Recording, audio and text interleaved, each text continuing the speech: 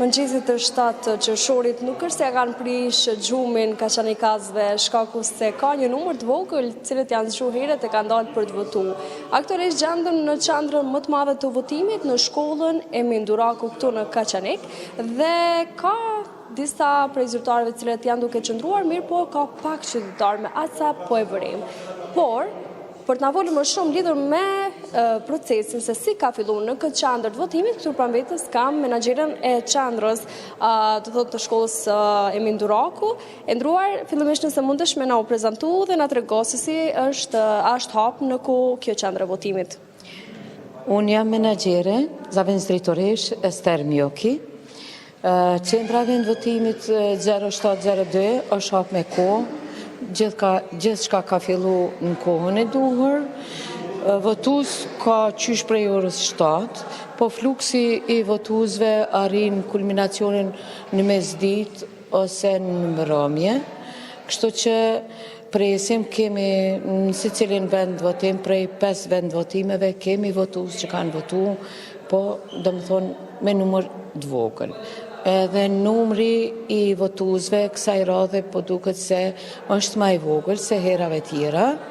Se mendon se është më i vogël, a është kjo për shkak të herave të shpeshta që qytetarët po dalin për të votuar dhe ndoshta i ka lodhur pak ky procesi zgjedhor? Po në krahasim me herat të tjera, domethënë kemi pas votues edhe nga diaspora, po kanë qenë persona, domethënë që kanë ndru jetë edhe nuk janë ndru prej listave, nga 5600 votues, tash për momentin, aktualisht në këto vendvotime, në këtë vendvotime janë 3883 votues.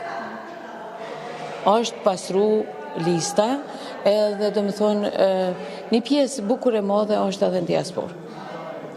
A pritet që duke krahasuar edhe me herave të tjera, se tashmë ky proces zgjedhor është bërë një zakon, nëse mund ta quajmë ashtu. Herave të tjera ka pasur probleme dhe çka pritet për këtë herë?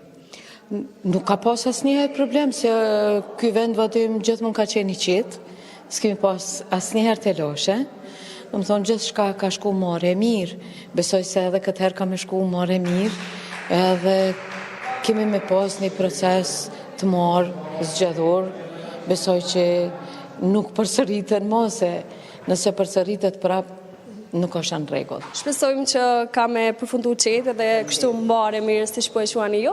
Atëherë dhe një informacion që duhet ta theksojmë është se zëdhënësi i policisë të rajonit të Ferizaj, Kanun Veseli, na ka njoftuar se të gjitha qendrat e votimit në krejt komunat e rajonit të Ferizajt janë hapur me kohë dhe gjithçka vetë se ka filluar në rregull. Dhe ne po ju lëmë pamje në njërin prej vendvotimeve të kësaj qendre të votimit.